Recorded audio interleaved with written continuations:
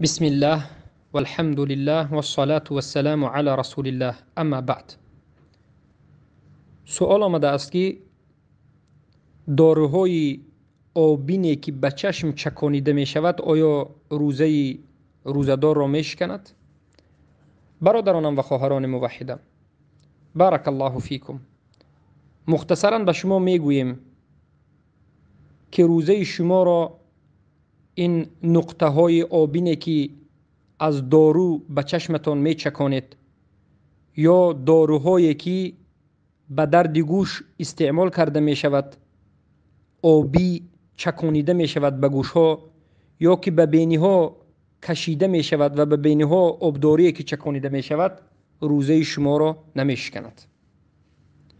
یا اون دارویی که نفس قسته ها استفاده می برند از داروی بخاری، یعنی میگیم این دیخلفاس است، یک دارویی که با هوا به دهانشان میزنند و بگویم کسلی هایی که عادتا استما دارند، دم قسته دارند، بعد از استعمال کردن این دارو، یعنی یک هوا بر این یک دارو رو میزنند، به گلویشان میرسد و نفسشان کشوده میشود.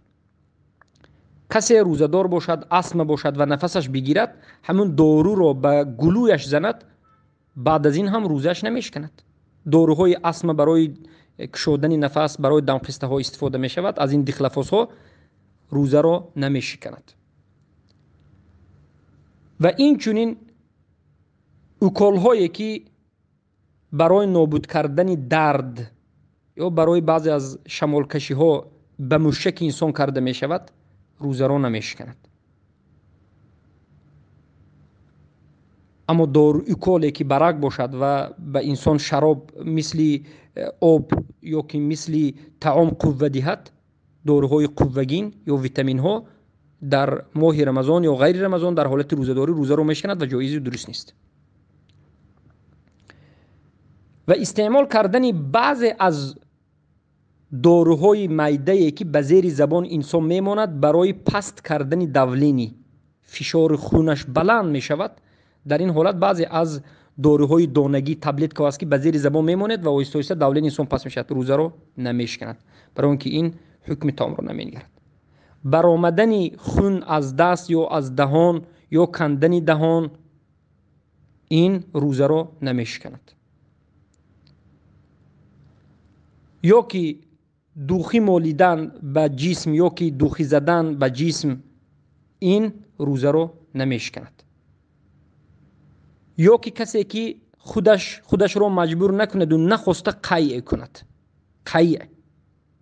قیع میفهمید که یعنی طعام خوردهش رو به دهانش قیع بکند، به بیرون اندازد، به خواست خودش نه، بدون اختیار خودش رو مجبور نکرده باشد روزه اش نمیشکند. اما خودش رو مجبور بکند که قیع بکند در این حالت میشکند. قیع شکننده روزه بدون اختیار اگر از انسان برشه شکننده روزه نیست. بارک الله فیکم. و غسل کردن، کسی که غسل میکند یا در یگون حوض یک با آب خود رو می اندازد، به درون آب می درد، آب بازی میکند، روزه رو نمیشکند. اما باید احتیاط باشد. به بینی آب گرفتن در طهارت یا که به دهان آب گرفتن در طهارت روزه رو نمیشکند، اما باید احتیاط باشد که به درونش نبرود.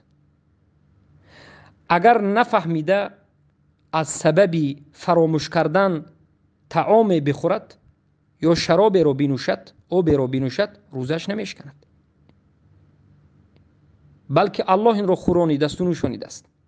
روایت امام مسلم حدیث است.